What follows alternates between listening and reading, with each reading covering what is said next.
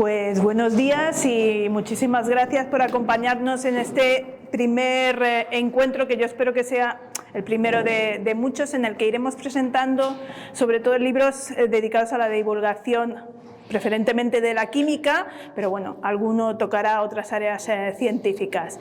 Y no hay nada mejor que presentar que iniciar estos encuentros con un libro sobre la tabla periódica. En este caso se trata de un libro ilustrado, un cómic, que ha sido ilustrado por Raquel Gu, y la coordinación de los textos y la información la ha llevado a cabo nuestra invitada Adela Muñoz Páez, que es catedrática de Química Inorgánica de la Universidad de Sevilla. Simplemente dar unas pinceladas sobre su currículum, que es muy extenso, pero querría deciros pues, que Adela ha pasado gran parte de su vida investigadora trabajando en espectroscopía de absorción de rayos X, sobre todo en fuentes de radiación sincrotón, y ha viajado pues, por medio mundo, pues Reino Unido, Francia, Japón y también, por supuesto, en España, es donde ha desarrollado la mayor parte de su investigación. Pero resulta que Adela, además de estar interesada en la investigación química, pues le ha interesado otro tipo de investigación, que es sobre la historia de la ciencia y en concreto el papel de las mujeres científicas. De hecho, pues ahora creo que es su ocupación principal, aparte de estar en la universidad. Bueno, este libro tiene una génesis, y es que se basa en un proyecto que Adela tuvo de la CECID, en el que organizó el llamado Baile de los Elementos. Contó con la ayuda de estudiantes de la Universidad de Sevilla y organizó un desfile de elementos en los que ellos salían, luego veremos unas imágenes, salían hablando del elemento en cuestión. Pues bueno, con esa información ya se tradujo primero en un cómic y después en este libro ilustrado del que nos va a hablar Adela. En 2015 le fue concedido el premio Meridiana del Instituto Andaluz de la Mujer de la Junta de Andalucía, y en 2021 le otorgaron la Medalla de Oro de la ciudad de Sevilla. Ambos galardones pues, por su trayectoria profesional y personal. Como ella va a mostrar también en la presentación, es autora de otros libros aparte de la tabla periódica, como por ejemplo La historia del veneno, Sabias, y un libro sobre Marie Curie. Pues cuando quieras, Adela. Buenos días. Antes de nada, muchas gracias por la invitación, que me da ocasión de hablar de mujeres químicas, de mujeres de la tabla periódica, y del cómic, que me ha llevado mucho tiempo y bueno, que implicó, y el que es un proyecto muy bonito porque ha implicado la colaboración de 91 químicos y químicas de toda España, que hemos trabajado de una forma colaborativa. Bueno, pues entonces vamos a hablar del cómic y, como digo, de las mujeres. A ver. Vale. Bueno, como ha dicho Belén, yo soy química. Entonces yo era también muy aficionada a la literatura y a la historia, pero cuando comencé mi carrera investigadora, pues todo eso tuvo que quedar aparcado. Entonces, en cierto modo, yo tenía eso así, y yo he impartido durante mucho tiempo la asignatura de Química Inorgánica. Para hacérsela un poco más digerible a mi alumnado, se me ocurrió ir recopilando historias reales, no de ficción, sobre algunos elementos químicos. Entonces vi que en el momento que se hablaba de la palabra veneno, pues era muy atractivo. Y tras recopilar todas esas anécdotas, publiqué en el 2012 el libro del veneno, de la cicuta al polonio, y luego, como el epílogo hablaba de la eutanasia, pues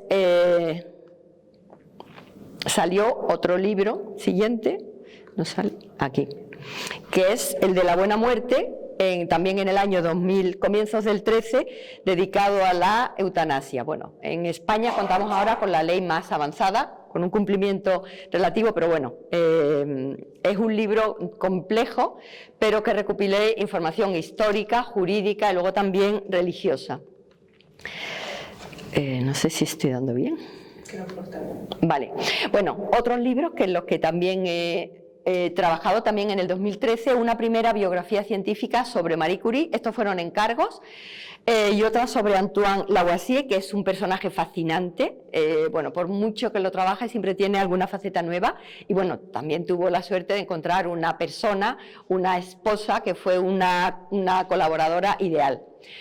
Estos libros en conjunto yo creo que pasan los 170.000 ejemplares de ambos, porque se han traducido al francés, donde han funcionado los dos muy bien, de dos químicos franceses y franco-polaca, y luego también al italiano, al ruso y al portugués. Tienen ediciones también de National Geographic, por casualidad, porque un profesor holandés me lo dijo, hay una edición, el Le Monde, donde incluyen el de Marie Curie. No sé si esto tiene un delay, voy a ver si va esto un poquito más rápido. Sí, vale. Y este es el de Le Monde, el último que yo vi. Pero bueno, este año ha salido otro más. Otros libros que he escrito, mezclando, no sé qué le he dado, a ver. Vale. El de Sabias, luego un capítulo que tuvo particular demanda aquí en España, en formato electrónico, Sabias en la Segunda República. Una biografía más larga, con mucha más componente personal. Hice un viaje a Polonia, el Museo Curie ya lo había visitado, y este libro salió justo antes del confinamiento y es con el que he tenido más interacción con mis lectores y lectoras, porque mucha gente consiguió llegar a mí para decirme que con este libro, con esta biografía, que no es novelada, es todo real y todo contrastado, aunque por supuesto sigue teniendo mucha componente de su trabajo científico. Mucha gente me dijo que se evadió del confinamiento, del encerramiento, entonces vivió en la Polonia de finales del siglo XIX, la Francia de comienzos del XX. Bueno, esto fue una idea y un encargo de la editorial. Este salió publicado en el 2002 y entre otras cosas pues me ha llevado hasta Arequipa, Perú, con el Festival High. Y bueno, es de nuevo un libro de un ensayo, es histórico. Y bueno, hay muchísimas cosas muy singulares, como que la Inquisición en España fue la institución que detuvo, que frenó la caza y la ejecución de las brujas.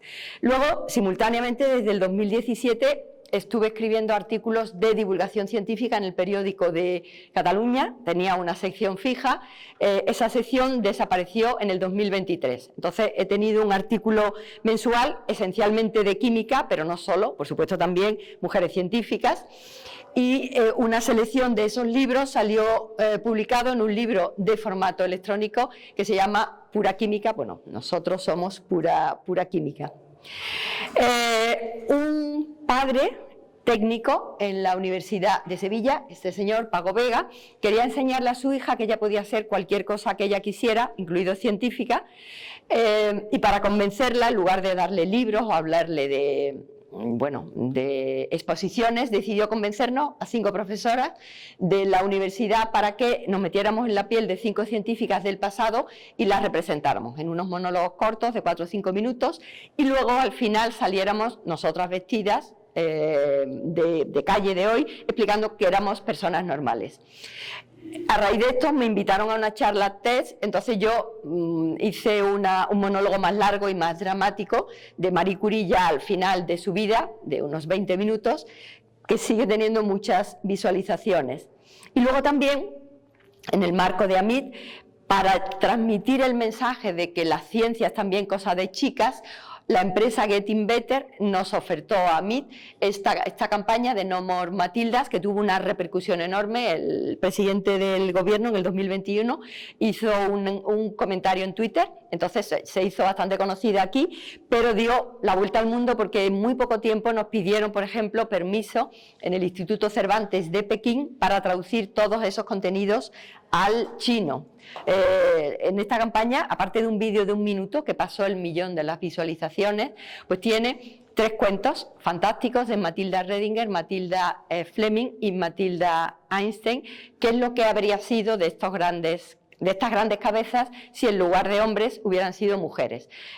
Son unos cuentos de ficción escritos por uno de los guionistas de esta empresa, que yo revisé los contenidos científicos. También hay un anexo con vidas y obras cortas, concisas, de 18 científicas de todas las disciplinas y de muchos países. Y luego el Teatro Científicas se tradujo en cómic cuando conseguimos financiación con la misma persona, con Raquel Gu. Esta es Marie Curie, con el magnetismo que la llevó hasta Pierre, del que nunca más se separó, Ada Lovelace, Edith Lamar. Bueno, esto es cuando hubo 80.000 descargas del cómic, ya pasaron de las 100.000 hace mucho tiempo, también tenemos versión en inglés, y todos estos contenidos pueden descargarse gratis de una web, creo que debe estar por ahí. Bueno, esto es nuestra función número 50 que hicimos el año pasado. El lunes pasado hicimos la número 52.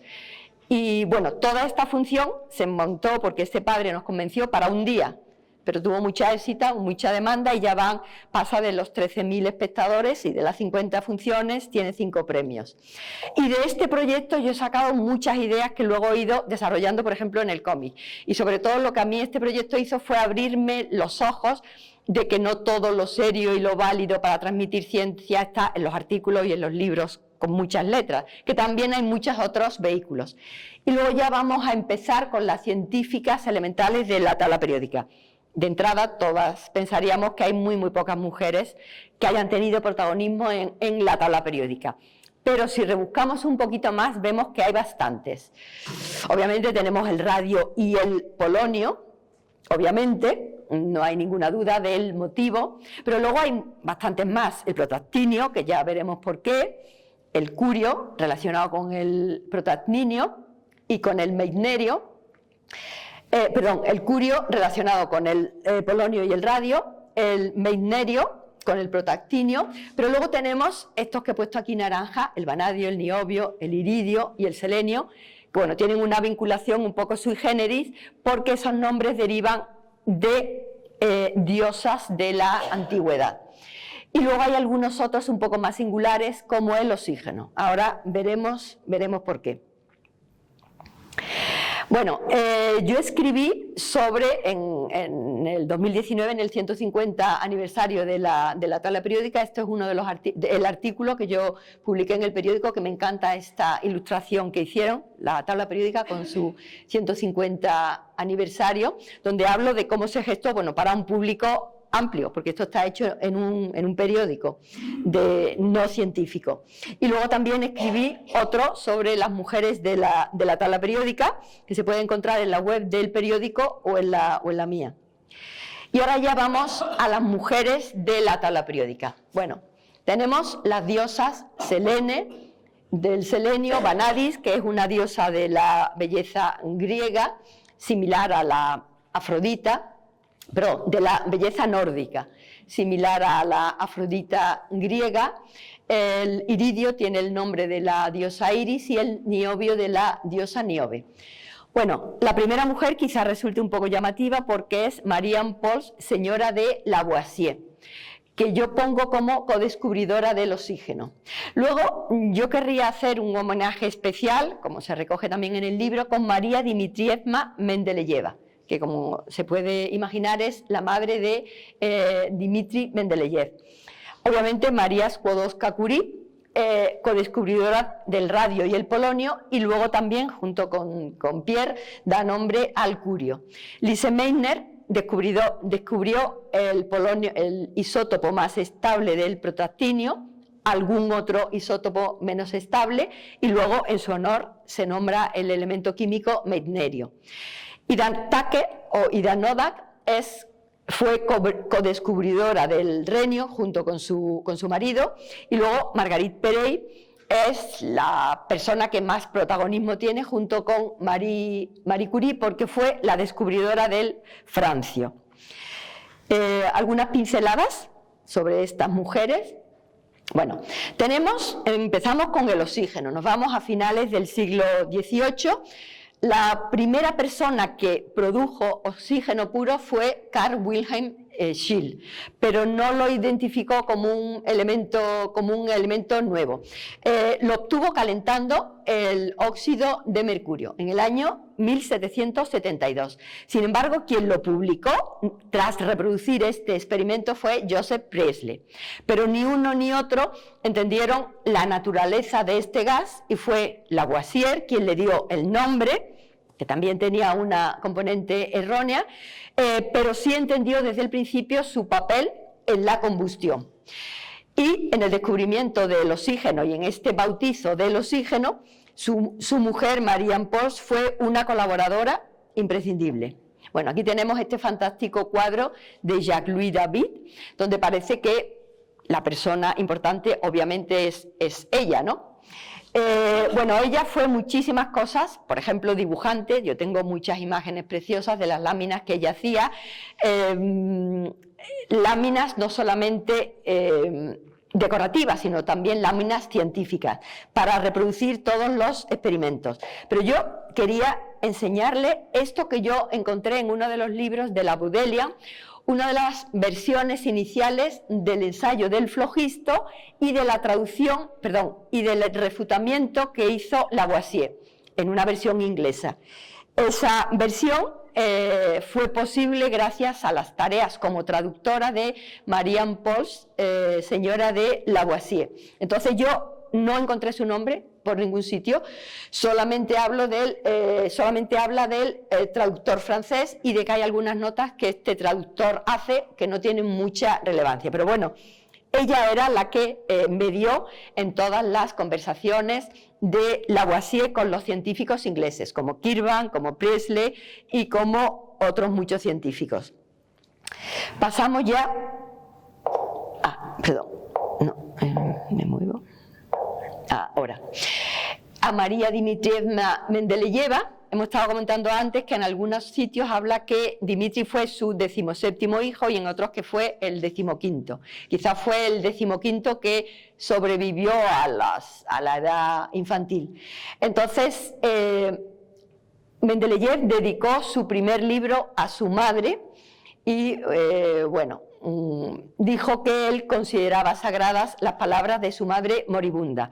Dejó su Siberia natal, empleando sus últimas fuerzas y sus últimos recursos en llevarlo hasta Moscú, donde no lo admitieron en la universidad por ser siberiano. Siguió con él hasta San Petersburgo y consiguió que ingresara en una escuela, el paso primero para luego proseguir con sus estudios y llegar a ser el gran químico que fue, el gran científico. Entonces yo creo que ella tiene un gran protagonismo en toda la tabla periódica, porque fue ella, casi consumiendo sus últimas energías, el que fue con su hijo fuera de Siberia, cuando él tenía 15 años, para que pudiera desarrollar todo el potencial que no podría hacer en Siberia. Bueno, hay muchísimas mujeres de las que se sabe muy poca. Una de ellas es Julia Lermontova. Es la primera mujer rusa que tiene un doctorado en química. Para hacerlo tuvo que irse a Alemania, porque en Rusia las mujeres no podían ir a la universidad. Esa misma prohibición fue la que afectó a Marie Curie, por eso ella tuvo que irse hasta París, porque la parte de Polonia, que incluía Varsovia, era parte del Imperio ruso y las mujeres no podían acceder a la universidad. Bueno, pues Julia Lermontova tampoco, entonces ella se fue a Alemania, pero las mujeres rusas tampoco podían viajar solas. Entonces se fue con el matrimonio Kovalevsky, que fue un matrimonio blanco que hizo Sofía Kovalevskaya para poder cumplir su sueño de estudiar matemáticas. Entonces se encontraron al señor Kovalevsky, que se casó con Sofía. Finalmente tuvieron un hijo, pero la cosa creo que no terminó muy bien. Y entonces Julia Lermontova los acompañó, con lo cual no iba sola. Entonces Julia da nombre a una reacción orgánica que yo recuerdo haber estudiado hace mucho tiempo, porque yo soy química muy inorgánica, pero ella desarrolló las técnicas de separación a instancias de Mendeleev que permitieron separar todos los elementos del grupo del platino e identificarlos como elementos independientes.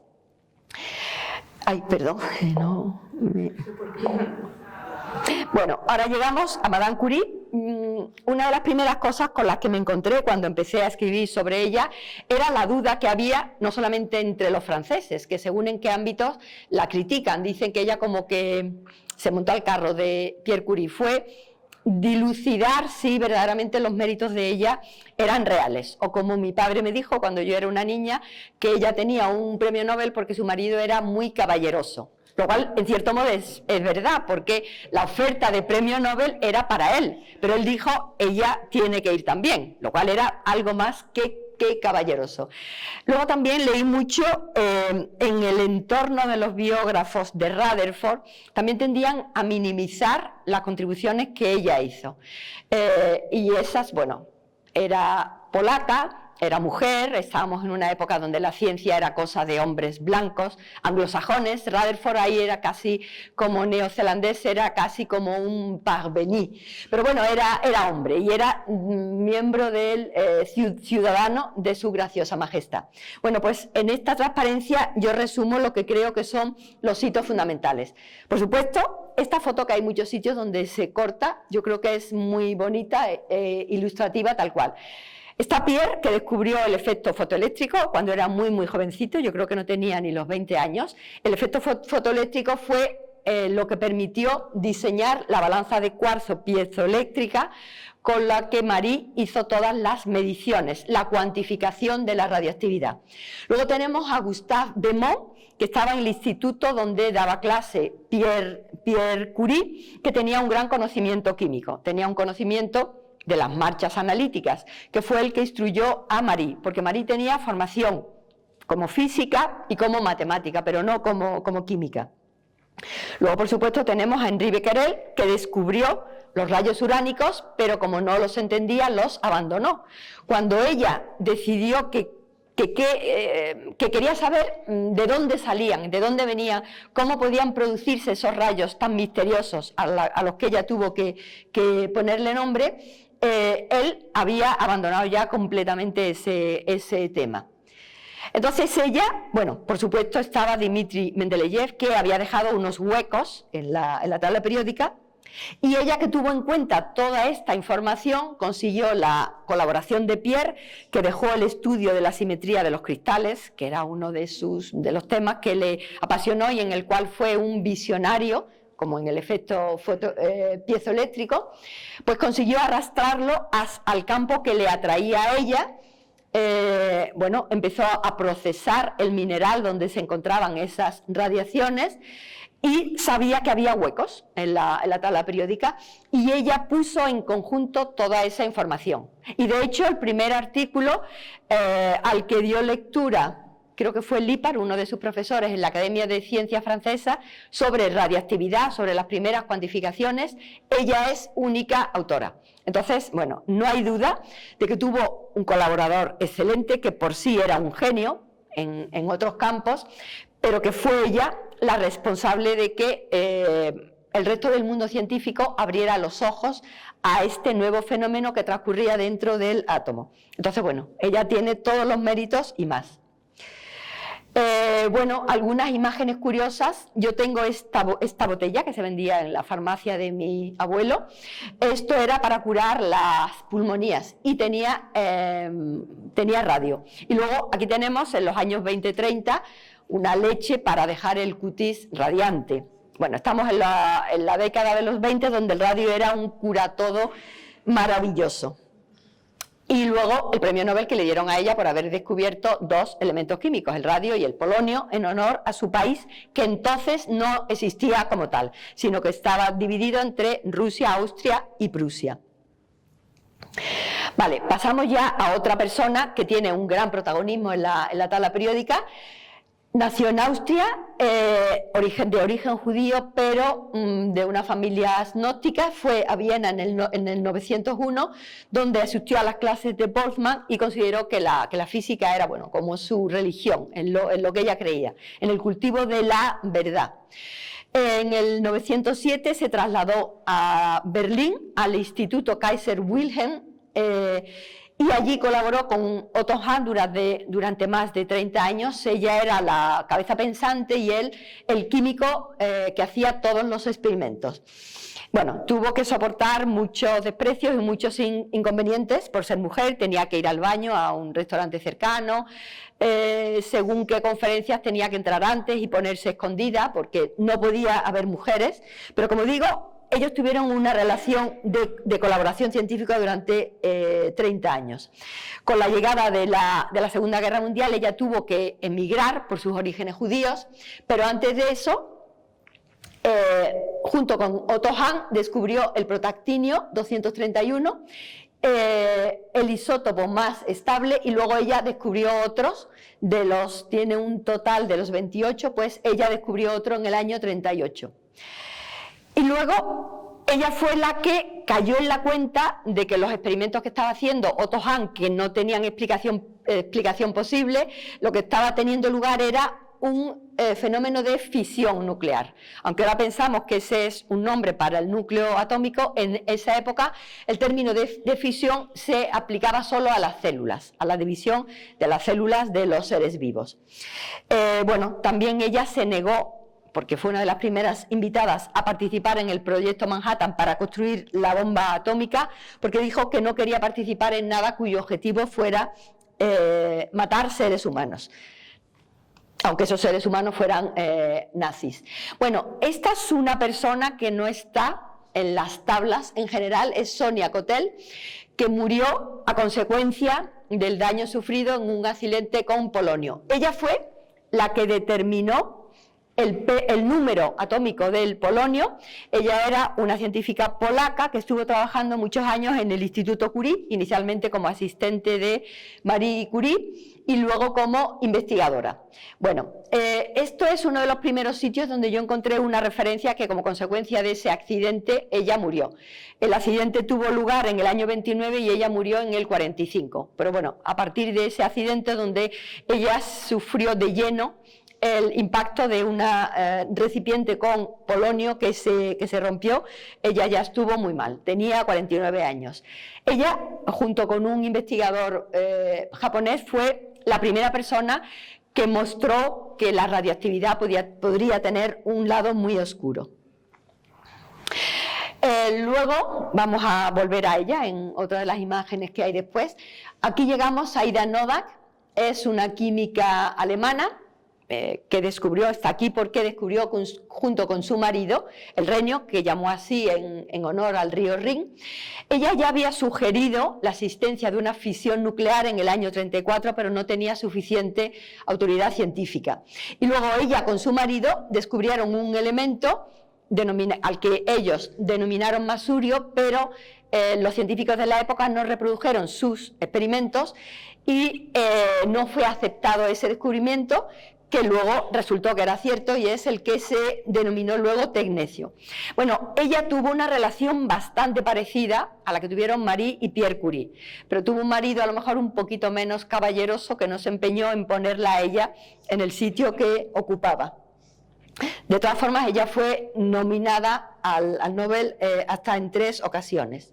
Y ahora volvemos de nuevo a Sonia Kotel, estamos aquí en el año 30, ella murió en el 45 con nuestra última protagonista, que es Marguerite Perey. Marguerite Perey era una chica francesa cuya... bueno, estoy viendo algunas erratas que no me había dado cuenta, las estoy viendo ahora aquí en grande, cuya familia no le pudo costear unos estudios universitarios de medicina. Ella tuvo una formación como técnica, comenzó a trabajar como asistente de Marie Curie con solo 19 años, avanzó mucho en sus investigaciones y después de que Marie muriera siguió trabajando en el proceso de purificación del actinio que había sido aislado por André de Bierne. Bueno, yo creo que André de Bierne fue el hombre sin duda más importante en la vida de Marie, porque fue el hombre que la apoyó siempre a lo largo de toda su carrera científica. Por ejemplo, estaba muy en contra de Paul Langevin porque no le trajo mucho sufrimiento. De hecho, cuando ella se vio morir tras el affaire Langevin, la persona a la que puso como albacea de sus hijas fue André de Vierne. Bueno, pues él aisló el actinio y Marguerite trabajaba para él. Entonces Marguerite vio una serie de resultados que no le cuadraban y pidió unas semanas libres para ver por qué esos resultados no eran consistentes. Y era porque había un nuevo elemento químico que era el francio, que ella llamó así en honor, obviamente, a su país, Francia. Ella pensaba que el elemento químico nuevo podría curar el cáncer mejor que los anteriores, pero ella fue una de sus primeras víctimas. Aunque de entrada no comenzó una carrera científica, de forma estándar, en el año 62 fue la primera mujer miembro de la Academia de Ciencias francesa. Ya estaba muy enferma a consecuencia de haber trabajado mucho tiempo con sustancias radiactivas sin ser consciente. Bueno, ahora yo voy a ir muy rápido a la génesis del cómic. Comenzó en el 2019, cuando celebramos el Año Internacional de la Tabla Periódica, y yo pensé hacer algo nuevo con mi alumnado. Aquí están entrando en la Casa de la Ciencia, donde otra colega química, Margarita Paneque, ella es delegada del CSIC en Andalucía y Extremadura, y la directora de la Casa de la Ciencia, que es un museo de ciencia muy interactivo.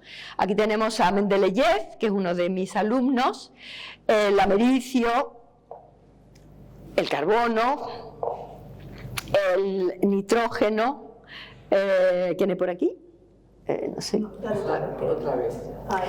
Aquí tenemos el flúor disfrazado de pasta de dientes, la plata, divina ella, el mercurio con el sombrero loco, y y aquí ya parte del desfile. El indio, que yo creo que eligió este elemento porque por su casa había una disfraz de indio, las plumas se le fueron cayendo porque ya era un poco antiguo, y esto es en el desfile primero. Aquí tenemos al Tántalo, disfrazado de héroe griego. Yo creo que esto se lo hizo él, todo este disfraz. El Francio, que me parece que cogió una chaqueta de su padre y se puso un bigote. Entonces ella decidió que para darle ambiente habló todo su monólogo, eran unos monólogos de muy pocos minutos, 2-3 minutos, con acento francés. Y luego aquí tenemos a la plata dejando completamente fascinadas a todo el alumnado que estaba viéndolo. Al final hicimos una tabla periódica viviente en el patio de la Casa de la Ciencia. Si vais por Sevilla, veis que es un edificio precioso, el Pabellón del Perú, en la Expo de 1929, y tiene unas exposiciones. Aquí vemos algunos de los cetáceos. Y cuando ya esto estaba en marcha, bueno, esto es otra de las cosas. Bueno, todo este material está disponible, la versión primera del cómic, en esta web. Poniendo TP 150, tabla periódica 150, ya sale el resto. Esto es los textos y los disfraces de los alumnos. Hasta este momento no teníamos fondos, con lo cual cada uno buscó o se lo hizo como buenamente pudo. Una casa comercial nos dio una pequeña cantidad, no sé si fueron como 200 euros para pagar los gastos. Este iba al Fantasma de la Ópera porque era el oculto, Lantano. Y luego ya conseguimos, cuando, como digo, esto estaba en marcha, fondos de la FECIT, con lo cual se pudo hacer un vídeo por una cineasta profesional. Hay un resumen de 1 minuto, el más largo de 8 minutos, y luego estos 6 vídeos con las personas que según esta cineasta tenían más vis cómica, que los hicieron, que es Remedios Malvares, que tiene muchos premios, que lo hicieron muy bien. Entonces ella buscó la información para hacer este montaje. Aquí el dinero de la tabla periódica, bueno, con el cómic, versión española y versión inglesa, se nos acabaron los fondos. Bueno, esta es Raquel Gu. A pesar de que la tabla periódica fue el proyecto, uno de los mejor valorados ese año, no conseguimos financiación, y en la editorial Andana, que lo vio en un festival de cómic, el cómic inicial con los 23 primeros elementos que desfilaron, pues pensó que tenía potencial comercial y nos dijo si lo extendíamos. Entonces, lo primero, Raquel Gu consintió en seguir estudiando química y hacer todos los dibujos, y yo en buscar autores para el resto de los elementos, coordinarlos, revisar los textos, y luego encargarme de la edición. hay un total de 91 autores, sin haberlo buscado, como la química es un campo donde hay muchas mujeres, pues salieron 46 hombres y 45 mujeres. Más de la mitad son alumnos de la Facultad de Química, que eran los que yo tenía más cercanos y a los que fui enganchando sucesivamente. Y luego, aparte de eso, como seguía quedando muchos elementos por hacer, pues hay, profesorado de 15 universidades más, centros del CSIC, bueno, esto no voy a entrar en detalle, centros del CSIC y enseñanza secundaria. Algunos elementos, un elemento lo hicieron, 2 elementos, está hecho entre 2 personas y hay un profesor emérito de la Universidad de Salamanca, que fue la primera persona con la que yo comencé a trabajar experimentalmente, se fue muy pronto, Vicente Ribes, que yo no sé si lo conocerás tú, que hizo 6. De hecho hizo 7, pero me estuvo mandando correos y a mí el 7º se me perdió, que creo que era el actinio, y lo hizo otra persona. Bueno, aquí tengo en un mapa las contribuciones. Yo, bueno, iba enganchando gente que me iba encontrando. Y aquí un resumen de las universidades, del alumnado, de los investigadores de los centros del CSIC y del profesor de 2 institutos. Uno de ellos había sido alumno mío y daba clase en el instituto en el que yo estudié en Écija. Bueno, aquí ya vamos a ver cómo yo tenía los textos que me enviaban los autores, comprobaba que todo fuera entendible por una persona aneja. En eso Raquel era la que decía si los entendía o no. Ella los guionizaba, hacía bloques que luego iban a ser cada uno de los bocadillos. Con esos primeros bloques hacía un esquema, estamos hablando, todo esto está hecho a mano. Luego ya hacía los dibujos bien. Esto sigue estando hecho todo a mano y ya una vez que ya tenía esta plantilla, lo pasaba al ordenador y lo coloreaba y ya ponía cada uno de los textos en esos bocadillos. Aquí tenemos el manganeso, que fue hecho por una investigadora del Instituto del Carbón, que no me acuerdo ahora de su nombre. Y bueno, aquí tenemos el carbono con una de mis alumnas en el año 2019. Yo encuentro que estas imágenes del lápiz columpiándose en los enlaces, en las cadenas hidrocarbonadas, esto está hecho por Raquel. Yo creo que es una forma fascinante para alguien que no tenga ni idea de cómo es una estructura de una molécula orgánica. Bueno, aquí hay otro de mis alumnos. Bueno, esto es muy singular porque una compañera del departamento vio el cómic inicial de los 23 primeros elementos, se lo llevó a su hijo, que entonces tenía 10 años, entonces él estaba preguntándole a su madre todo el tiempo que cuándo venían los otros fascículos, que él sabía que había muchos más elementos. Entonces, en el momento que tuvimos ocasión de hacer la tabla periódica completa, hablé con su madre y le dije: él o vosotros dos tenéis que hacer al menos un elemento. Entonces él solo hizo los textos del sodio y dio la idea para la caricatura. Cada uno de los elementos, las caras son caricaturas de los autores. Entonces aquí tenemos el salero, que es, bueno, el elemento con más salero de esta tabla periódica. Y aquí tenemos algunos más.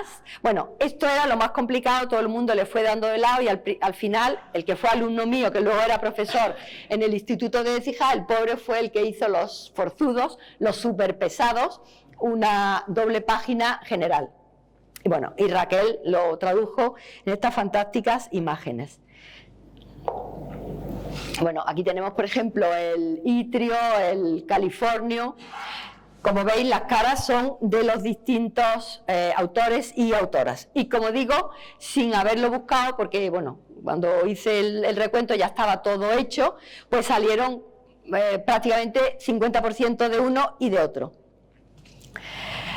Esto es la portada final. Hay una edición en valenciano. La edición primera se acabó en muy poco tiempo, 3-4 semanas. La edición segunda está ya prácticamente a punto de agotarse en castellano. La de valenciano, que se viene vendiendo como una 10ª parte, en las librerías donde he ido me están diciendo que se sigue vendiendo muy bien también. Bueno, algunas presentaciones. La primera oficial el rector tuvo a bien ir, con lo cual tuvo mucha repercusión en la prensa local y hubo gente que no tenía ni idea de dónde podía conseguir, entonces llamaban a la consejería de la Facultad de Química que dónde podían encontrar ese libro, que se lo querían regalar a sus hijos, nietos. No estaba todavía en las librerías, porque hicimos esta primera presentación como 2 o 3 semanas antes, que vino Javier García, entonces presidente de la IUPAC. Bueno, entonces tenemos la presentación primera. Justo el día de la presentación salió un artículo en El País bastante largo. La autora del artículo, la periodista Eva Saiz, tenía una versión primera del cómic para su hija de 5 años, que le había dado yo, con lo cual había seguido muy de cerca este proyecto. Aquí tengo otro en el diario de Sevilla, con la tabla periódica que hay en Sevilla, que es muy bonita. La Real Sociedad, en los Anales de Química, presentaciones varias. A ver, la segunda edición. En la Fundación Telefónica nos invitaron hace ahora un año. Aquí tenemos en el Salón del Cómic con Raquel Gu, en la Universidad del País Vasco con un cartel fantástico donde estuve con Pascual, que es autor de 2 elementos. En Valencia, por aquí, en Valencia, con algunos de los autores de los elementos. Y luego otras presentaciones más en Ciencia en el Río. Esto es el río Guadalquivir, el primer evento de una cátedra de cultura científica del Ayuntamiento de Sevilla en colaboración con la universidad. Fue presentación del libro ante un grupo de escolares, la reunión del Colegio de Químicos de España, la conferencia de decanos, el Congreso de Didáctica de la Química, un congreso organizado en Galicia pero con mucha repercusión en Sudamérica, a raíz del cual vino invitación a un congreso de Perú y a uno de Argentina. Y bueno, yo creo que las humanidades y las ciencias no solamente no están reñidas, las humanidades, las artes y la ciencia no solamente no están reñidas, sino que se complementan muy bien. Y bueno, aquí solamente me queda darles las gracias. Esto es una foto que nos hicimos en una representación en Jaén, donde era el año del 150 aniversario de Marie Curie y teníamos un auditorio muy grande con más de 500 personas que le cantaron a Marie Curie por su 150 cumpleaños feliz. Aquí tenemos un trozo de tarta que hicieron, una macro tarta con la tabla periódica del polonio y del radio. Y muchísimas gracias.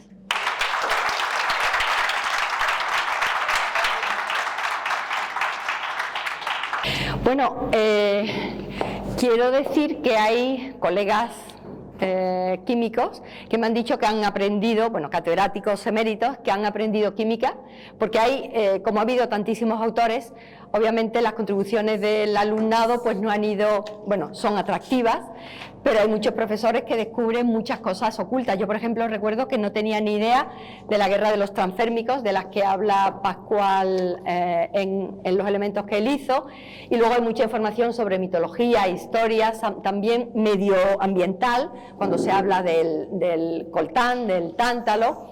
Entonces tiene mucha información de muchos ámbitos, aunque restringida, con lo cual una persona lo puede seguir aunque no tenga conocimientos de química. De hecho, Raquel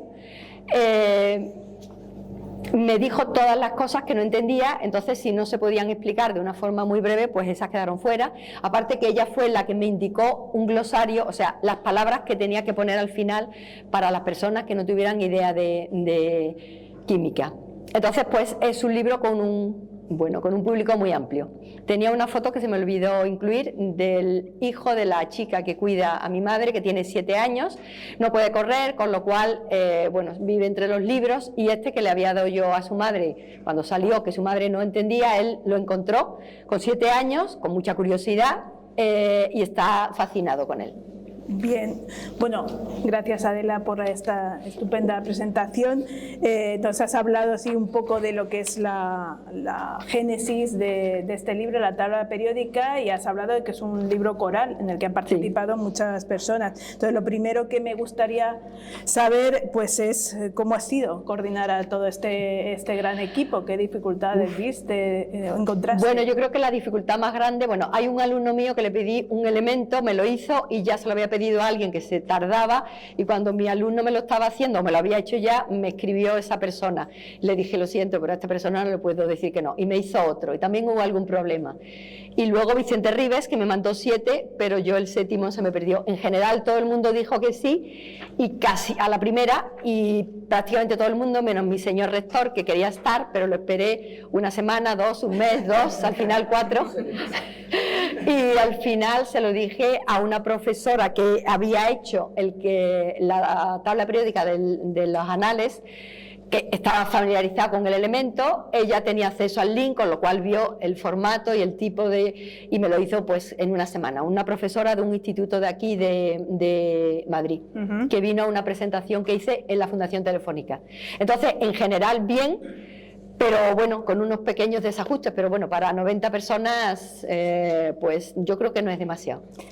¿Y para ti hay algún elemento de la tabla que tenga una historia así especialmente fascinante, pues o poco conocida? He estado repasando las preguntas, pero es que hay tantos tan singulares. Yo creo que el oxígeno tiene una historia fascinante, porque es vital, es el elemento más vital. Y bueno, aparte del carbono y del hidrógeno y de tantos otros, yo creo que el descubrimiento de la tabla para mucha gente ha sido el del hidrógeno. O sea, la idea que tuvo esta chica, esta alumna, de que cuando mires a las estrellas acuérdate de mí, yo creo que es una idea muy bonita, porque bueno, los elementos están en la génesis de todo, por ejemplo de la luz y de la energía que nos llega. Y luego yo he trabajado mucho en mi tesis doctoral con el rodio, que encuentro que es un elemento, bueno, es uno de los más valiosos ahora porque forma parte de los catalizadores de 3 vías. Con lo cual, si tuviera que elegir alguno, porque me llevó mucho tiempo, pues el rodio. Pero como elementos mágicos, el oxígeno y el hidrógeno. Elementos del agua, con la que también he trabajado mucho. Entonces, para ti ese rodio, por ejemplo, está entre los elementos que tienen un gran impacto, un gran impacto sobre la humanidad, ¿no? Sí, claro, claro. Y luego también, ya sabes, lo que se dice, que la química tiene su lado oscuro. Hay muchos elementos, hay muchas reacciones que nos conducen pues a utilizaciones que no son siempre deseadas. Entonces, ¿para ti cómo influye este lado oscuro en la percepción que la química tiene? Yo en la historia del veneno lo usé y le saqué mucho partido para atraer la atención de mi alumnado. Entonces pongo un veneno y un asesinato y la clase se te puede despertar. Bueno, elementos como el arsénico, pero luego también el talio, que es mucho menos conocido y es muy tóxico. Entonces, en el momento que tú alineas cualquier cosa, yo, por ejemplo, cuando estaba hablando de los ácidos y bases de Lewis, hablaba de las sustancias, de los metales pesados que son venenosos porque toman el rol de otros metales útiles y entonces, pues, bueno, pues son muy, muy tóxicos, como el mercurio, como el cadmio. Pero claro, el mercurio, por otro lado, ha tenido tantas aplicaciones y ha sido tan útil en la historia, y de hecho hay muchos ámbitos donde, a pesar de estar prohibido, sigue usándose. Pues yo creo que esa estela de muerte también tiene una faceta positiva, en el sentido de que puede servir como para atraer atención.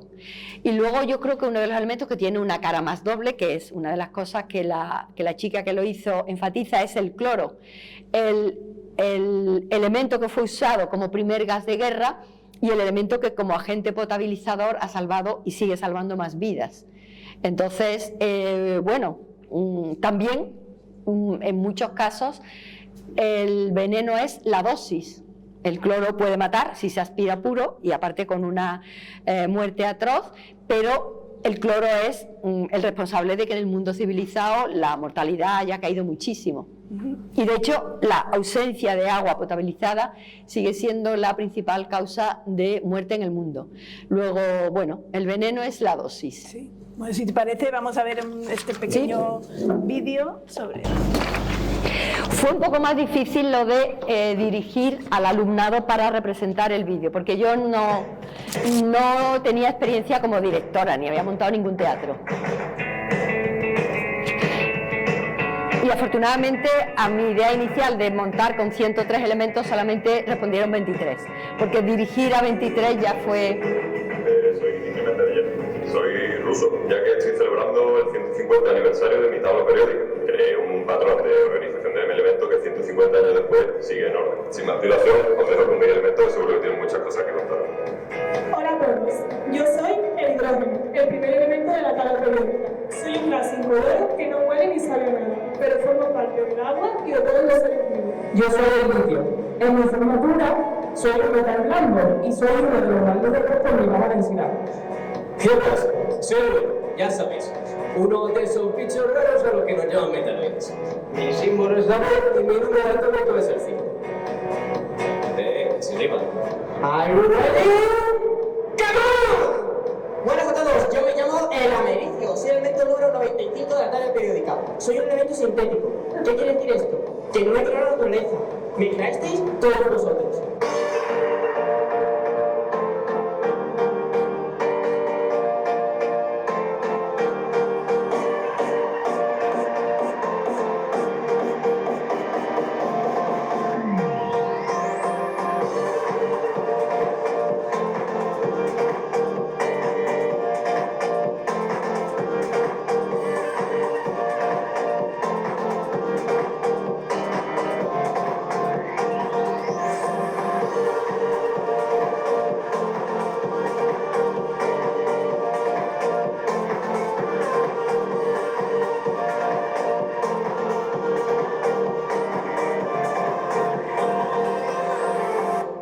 Os lo pasaríais fenomenal, ¿no? Sí, sí, sí.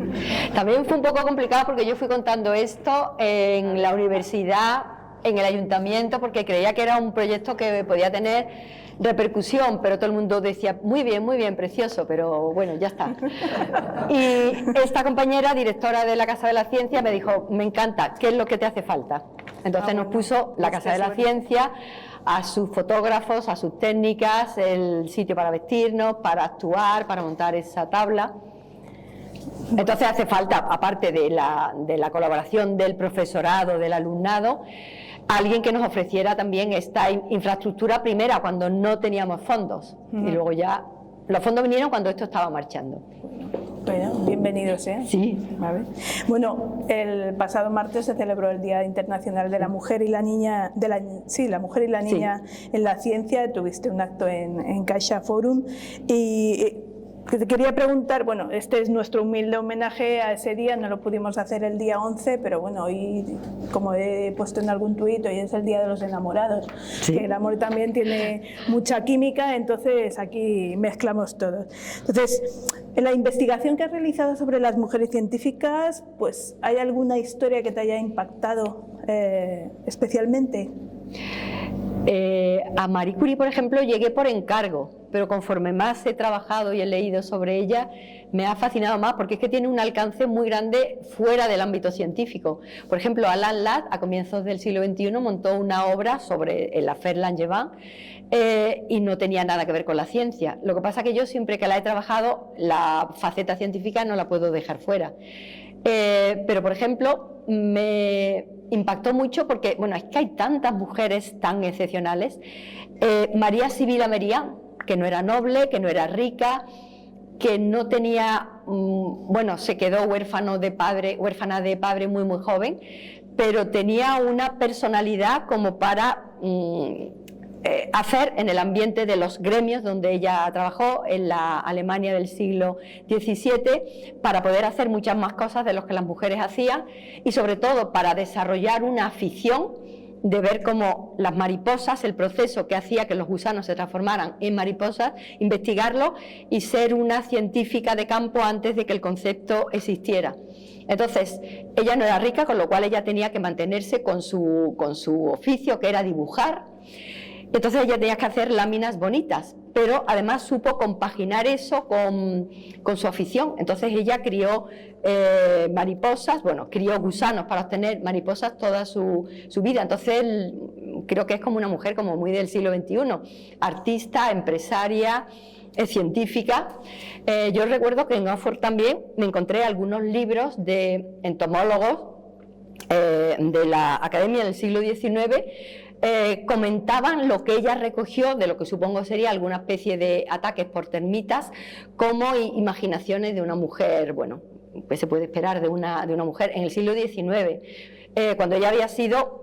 María Sibila se ha reconocido ya en el siglo XXI y su obra maestra fue publicada a principios del XVIII, La metamorfosis de los insectos de Surinam. Entonces yo encuentro que es una mujer muy completa, pero es que hay muchas.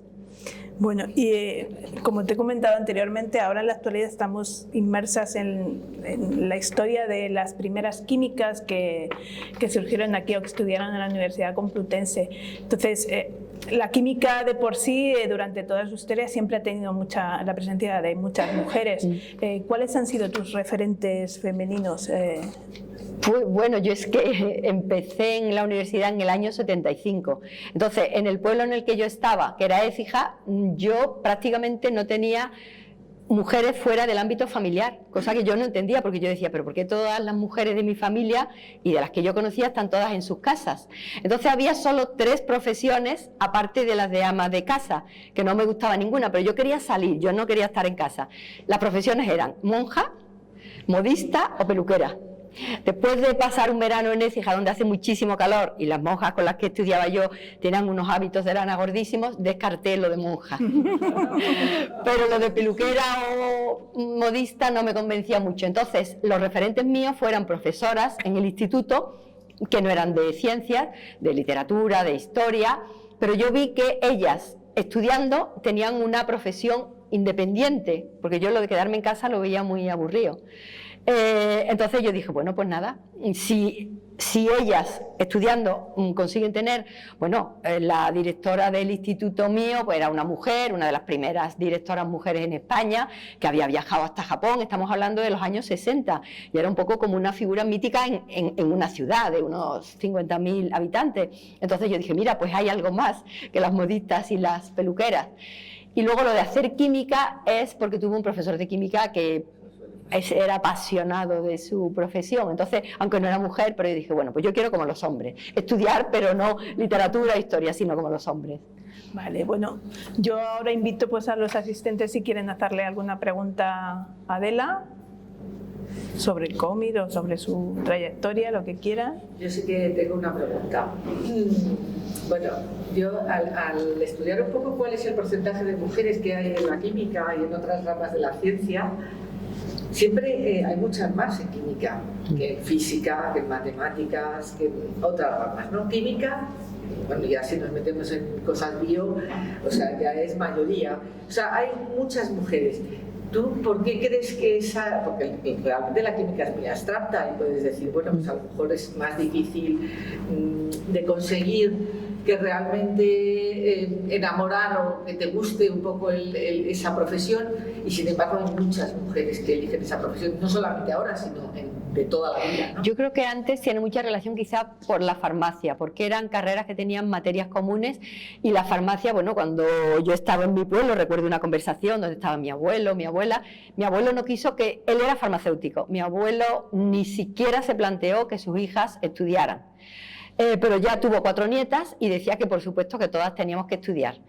Y la primera que estudiaba pues tenía que ser farmacéutica, pero entonces mi abuela dijo, sí, farmacéutico es una profesión muy propia para una mujer. Entonces yo dije, eso no, pero son unas carreras relativamente con muchas materias comunes. Y de hecho, hablando de las primeras químicas, de las andaluzas, pero en general, las que estudiaron química antes de la guerra, luego, bueno, las carreras científicas que comenzaron aquí en el laboratorio de Enrique Moles de forma fulgurante, y que fue un desastre, porque la proximidad con Enrique Moles ya era un demérito, y luego, bueno, gente como Piedad también era pero Teresa Salazar, que era andaluza, tampoco pudo prosperar. Bueno, ya tenía un currículum.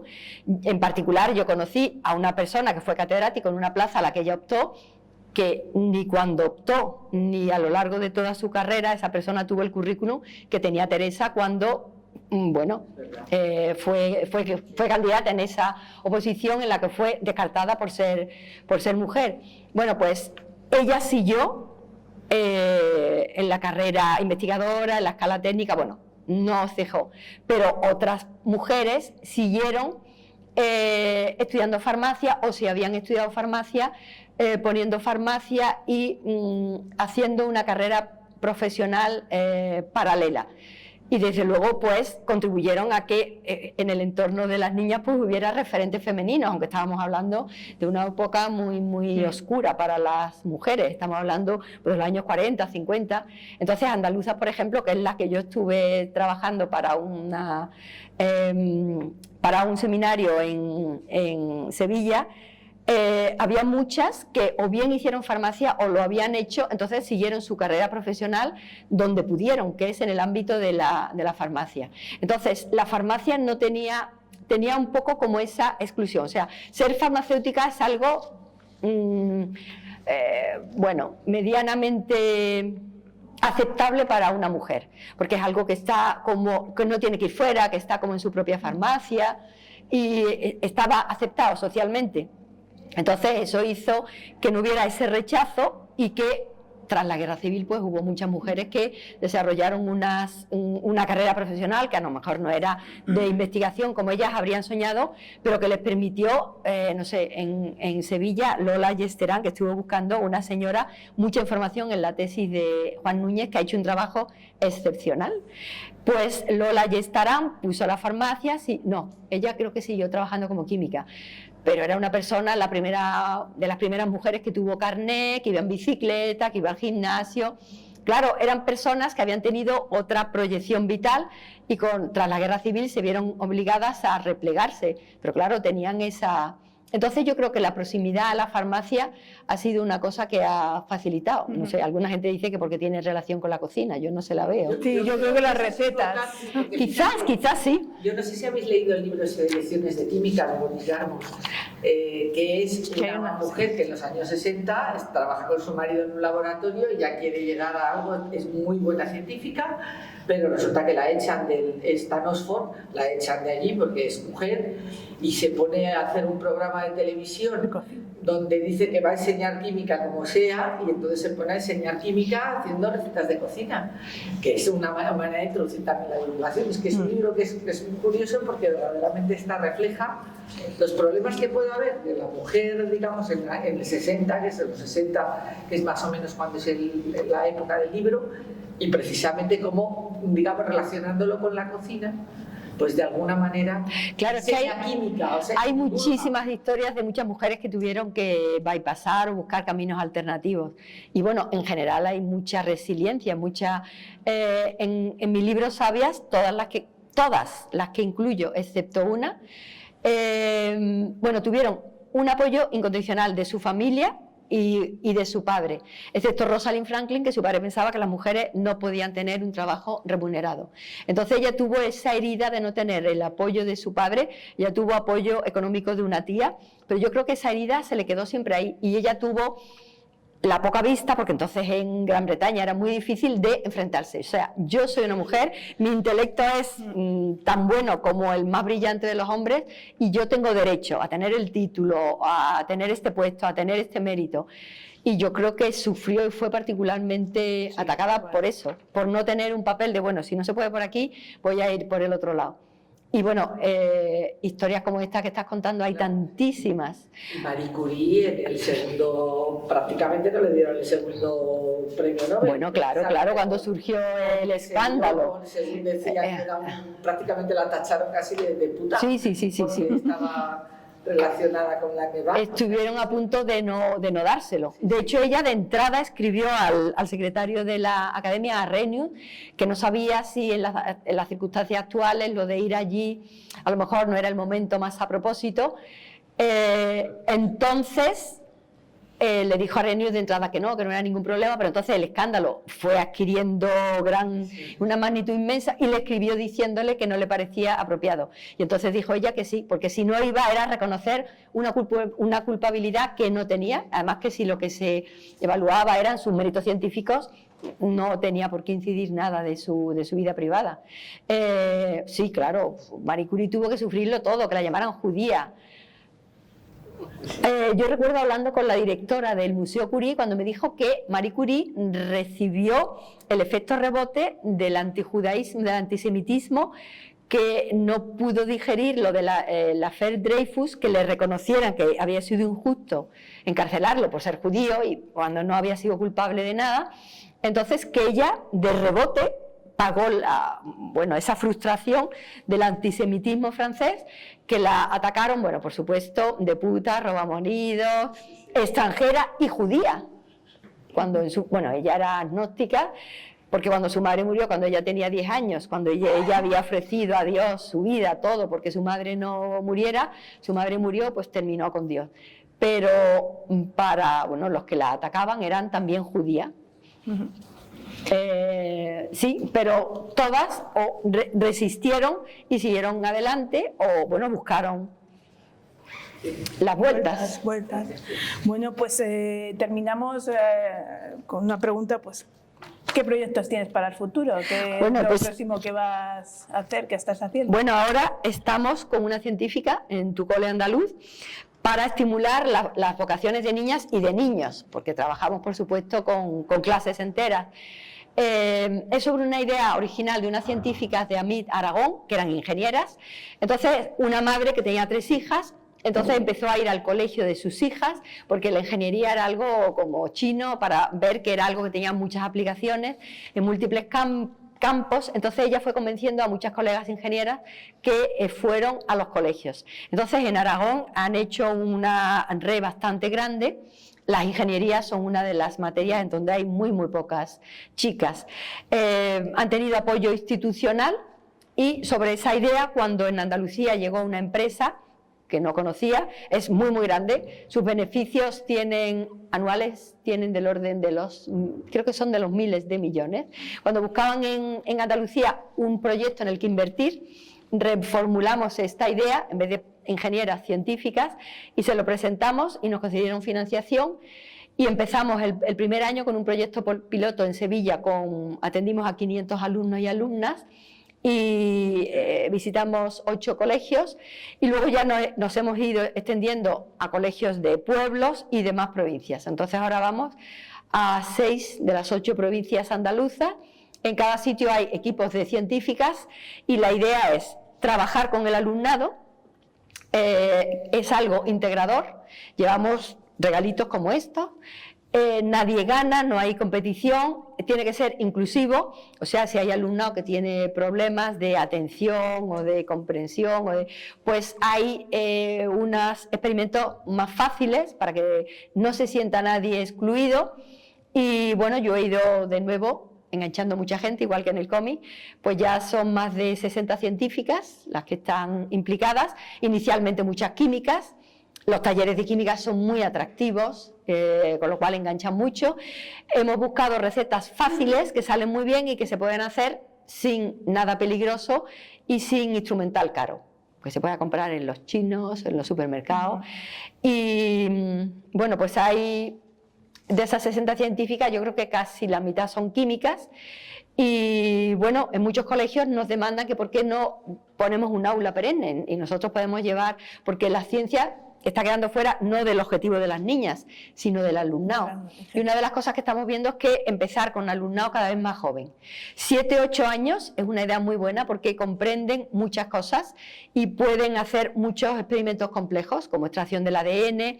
En la última versión de la medida del pH empleando pigmento de la col lombarda están haciendo esferificaciones, que por lo visto es algo un poquito delicado, pero sale muy bien, bueno, con las proporciones adecuadas.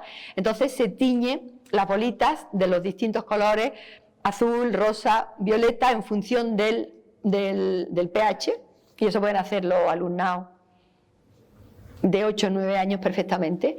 Pero luego también hemos empezado a hacer algunos talleres un poco más simples con alumnado de 3 o 4 años, de física, de biología, la vida que no se ve, con placas Petri y manos que se han lavado muy bien, que se han lavado muy mal o que no se han lavado, que es lo que va creciendo. Prismas que descomponen la luz que entra por una rendija de una ventana, poleas compuestas, donde un niño de 3 o 4 años puede levantar un peso muy grande con un dedo, túneles de viento, bueno, luego también tenemos talleres de matemáticas, donde estamos trabajando con las matemáticas que no implican números, como por ejemplo las matemáticas que hay, en la geometría que hay en los mosaicos del Alcázar. Luego en el mapa, estuvimos trabajando con el mapa de Andalucía y con el de España, el teorema de los 4 colores. Luego hay un grupo de matemáticas de Granada que está haciendo unos talleres preciosos donde enseñan los conceptos fundamentales de estadística con caramelos Sugus de distintos colores. Entonces, bueno, es un taller muy dulce también. Y bueno, hay mucha creatividad en muchas científicas que estaban haciendo muchas cosas. Entonces, con el proyecto hay una pequeña financiación, hay regalitos para el alumnado para que no se les olvide. Lo importante es lo que hacen en el aula, pero lo que les queda más tiempo es esto, ¿no? También algunos señalan libros y bueno, coordinar ese trabajo. Yo estoy dando una libertad total porque hay tanta creatividad. Intentamos hacer una reunión anual donde cada una cuenta lo que ha hecho, con lo cual vamos cogiendo ideas de las demás. Pero no es una cosa masiva porque es talleres presenciales donde trabajamos. Si vamos a un aula, equipos de 2 o 3 personas, pero si vamos a grupos más grandes, pues ya vamos más, para atender personalmente a sus dudas. Y yo prácticamente no hablo nada sobre mujeres científicas. El mensaje fundamental es que somos científicas las que llevamos esos talleres. Y luego hay equipos muy grandes que van a institutos enteros donde van 10 o 12 personas y algunos ayudantes son chicos también. Bueno, ellos también hacen ciencia. Sí. Y eso es lo que estoy haciendo ahora. También tengo en plan, me están esperando en la editorial, después de santas y brujas, después de sabias y brujas, tengo mucha información sobre santas. Pero santas no solo las canonizadas, sino las que vivieron su vida en la Iglesia, que fue el entorno donde más mujeres pudieron desarrollarse. Todo esto empezó porque yo quería entender, pero no lo sigo sin poder entenderlo, el porqué de las emparedadas. Hildegarda de Bingen, que es una de mis sabias, su tutora fue Jutta von Spangen y se emparedó con 32 años, siendo hija de un conde, estando sana, fuerte. Entonces entender por qué, y no fue un caso único. De hecho, hay reglamentaciones de la Iglesia donde dice el tamaño de los cubículos, el tiempo que podían conversar con la gente que iba a pedirles la bendición. Y bueno, el hecho que resulta tan difícil de entender, encerrarse en un agujero de 2×4 hasta que morían. Tenían una ventanita para que le dieran comunión y otra, para que le dieran algo de comida, por otro lado, y sacaran algunos desechos. Y ya hasta que morían. Entonces, entender esto no es posible. Pero descubrir unas mujeres que consiguieron hacer muchas cosas, no sé, hay mujeres, se me ocurre, por ejemplo, Teresa de Cartagena, que es una monja que vivió a mediados del siglo XV, y que fue la que escribió por voluntad propia, porque ella se quedó sorda de una enfermedad y ella fue oyente, llegó a ser candidata a ser priora, pero con esa enfermedad se vio aislada, ¿no? Podemos pensar, bueno, que ser sordo hasta hace muy poco era ser sinónimo de ser disminuido psíquico. Entonces ella escribió un libro contando que gracias a su enfermedad ella había tenido una comunicación más directa con Dios y que eso le había servido de mucho consuelo. Por supuesto, dijeron que eso era imposible que lo hubiera hecho una mujer y más sorda, y escribió un segundo volumen. Entonces es la primera escritora en lengua castellana por voluntad propia. Y bueno, hay figuras como ella y muchísimas. Pues esperaremos la publicación de ese libro, sobre todo para adquirirlo en nuestra biblioteca, que en nuestra biblioteca tenemos una amplia colección de títulos de divulgación. Nada más agradecerte pues tu visita, la exposición y la respuesta a todas estas preguntas. Así que encantada. Muchas gracias a vos. Muchas gracias.